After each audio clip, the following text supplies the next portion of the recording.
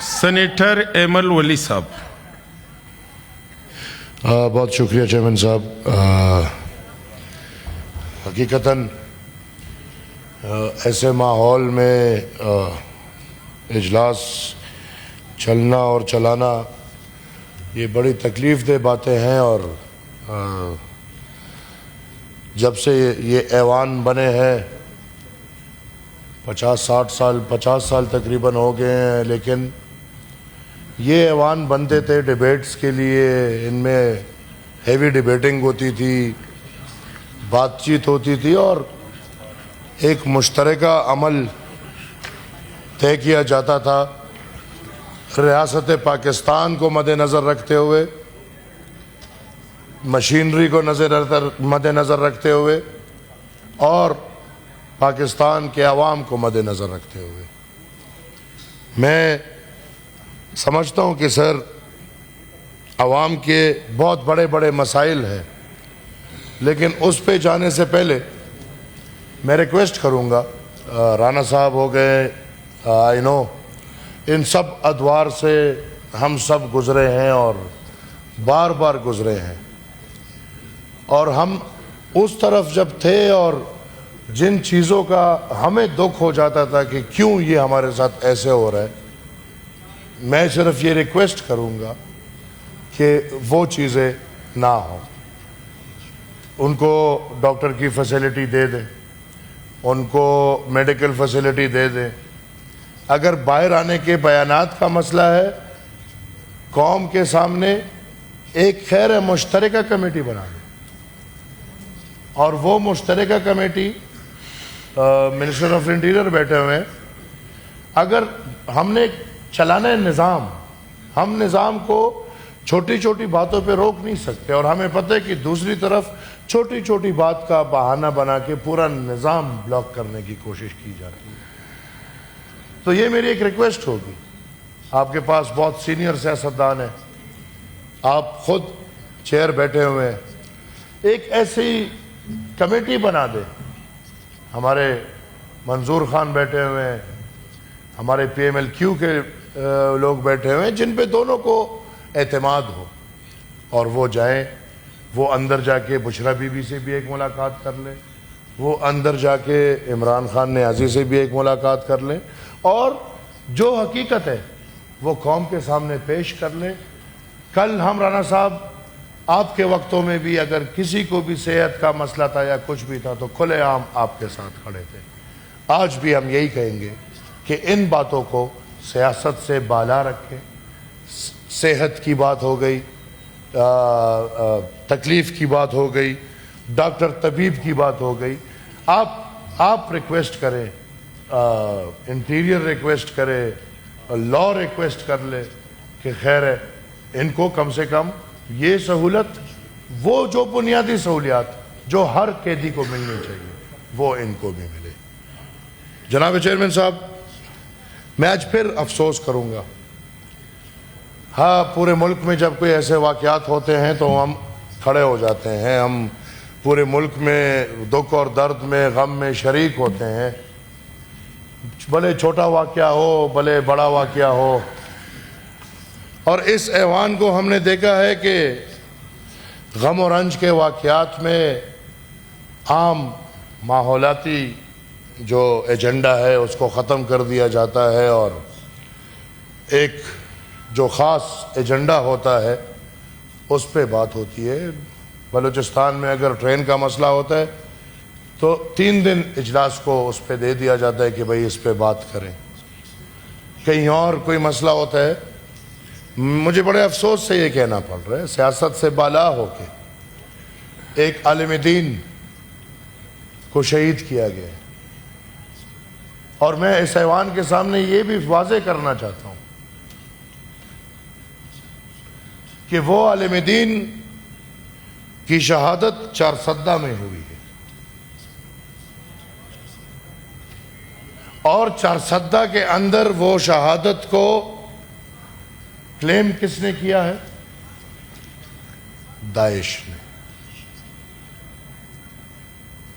اب یہ ہم پچھلے سالوں سے چیخ رہے ہیں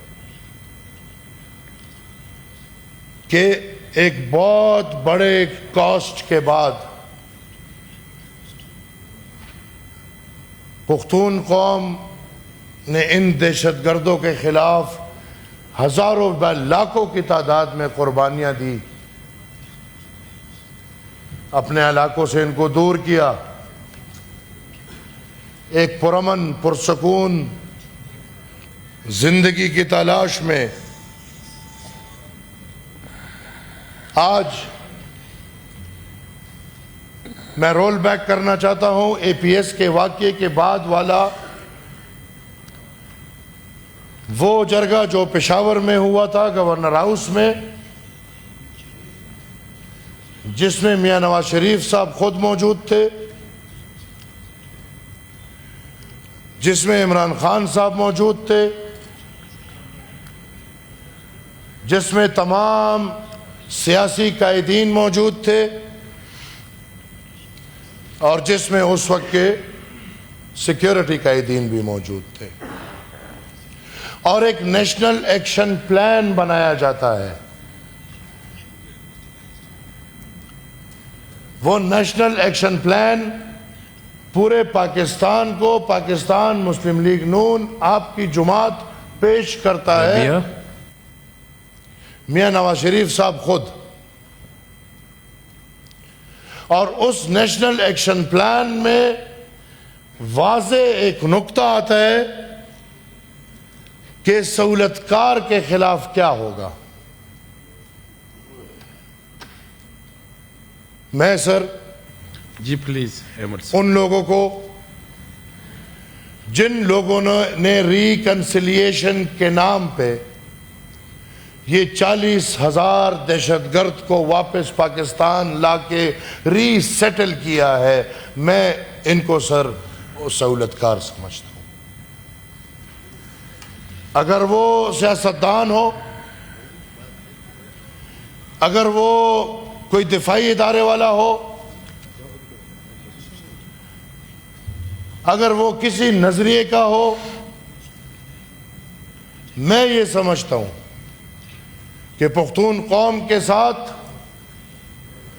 اپنے ملک، اپنے ریاست نے ریکنسیلیشن کے نام پہ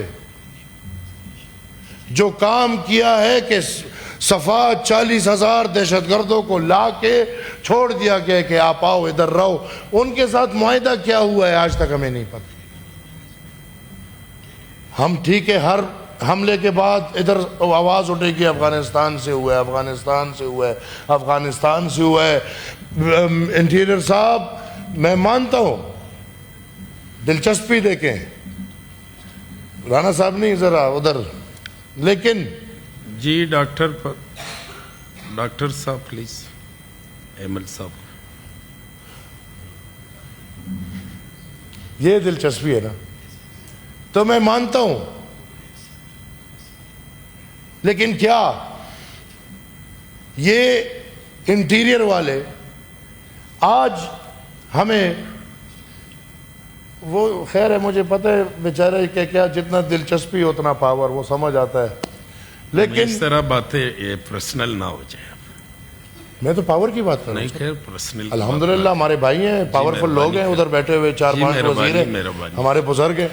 وزیر نہ بھی ہو ہمارے لیے پاورفل ہے، بلکہ وزیر جب نہیں ہوں گے بہت پاورفل ہوں گے انشاءاللہ۔ آپ ساری باتیں آج اکٹھا کرو گے کیونکہ ظاہر سی بات ہے، پھر ہمیں موقع بہت کم ملتا ہے۔ آپ، یہ تو ہماری قسمت ہے کہ آپ ہیں، الحمدللہ۔ تو سر اس ملک کے ساتھ بہت بڑی زیادتی پھر اس نے کی جنہوں نے ان 102 بندوں کو رہا کرایا جو اربوں کے روپے کے لاگو ہونے کے بعد، کتنے آپریشنز کے بعد، کتنے ٹیررسٹ قید میں تھے، ان کو سگنیچر سے رہا کرایا گیا، جس میں میں صاف کہتا ہوں اس پورے ایوان کے سامنے کہ اس میں وہ بندے بھی تھے جنہوں نے اے پی ایس پہ اٹیک کیا۔ ان کو رہا کرنے والے کیا سہولت کار ہیں کہ نہیں ہے؟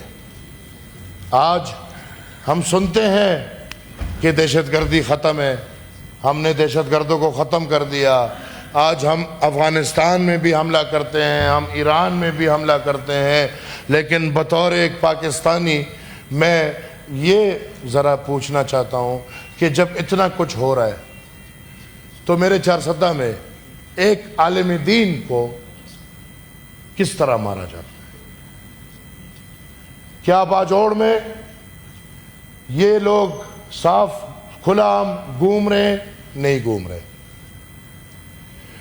کیا وزیرستان تک دہشت گرد کتنا کنٹرول رکھ رہے ہیں؟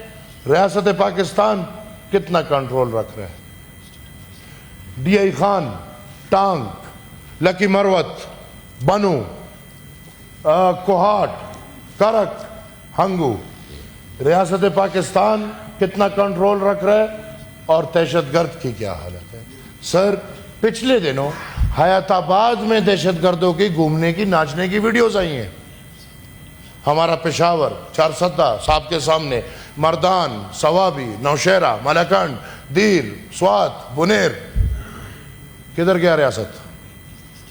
یہ میں ایک حقیقت آپ کے سامنے لا رہا ہوں, اس کو سنجیدگی سے لیا جائے. آج بھی گڈ اور بیڈ ہو رہا ہے, آج بھی پھر امن کمیٹیاں بن رہی ہیں اور پھر امن کمیٹیوں کو لڑایا جائے گا اور پھر پختونوں کی سرزمین پہ خون بہایا جائے گا. یہ کس کے ڈومین میں آتا ہے؟ صوبائی حکومت کے؟ سر میں تو سمجھتا ہوں کہ ملک کا دفاع تو, میں تو سمجھتا ہوں کہ ملک کی دفاع تو انٹیریئر کا کام ہے. 18 امینڈمنٹ پہ عمل کر لیں, وہ صوبائی چیزیں دے دیں, پھر بہت واضح ہو جائے گا. آپ ایجوکیشن ان کو دے دیں, آپ ہیلتھ ان کو دے دیں, تو انٹیریئر, فورن, لا, یہ تو وفاق کا کام ہے. میں ایک پاکستانی شہری ہوں, مجھے آپ کے اشارے کی بھی سمجھ آتی ہے, لیکن مجھے بتائیں میں کس کے پاس جاؤں؟ ادھر والے کہتے ہیں صوبے پہ جاؤ, صوبے والے کہتے ہیں وفاق پہ جاؤ. مجھے تو میرے قوم کو تو ایک فٹ بال بنا لیا ہے آپس کی سیاست مسئلوں میں. میں کدھر جاؤں؟ میں یہ ریکویسٹ کرتا ہوں کہ اس مسئلوں کو سنجیدگی سے لو. سر میں مانتا ہوں آج بات ہوئی, مارکہ حق بہترین کام کیا ہے پاکستان کی تاریخ میں. میرے خیال میں ہم نے تھوڑا سا مختصر کر لیں کیونکہ آگے بھی بزنس بھی ہے. 2 منٹ دے دیں, میں 2 منٹ لوں گا.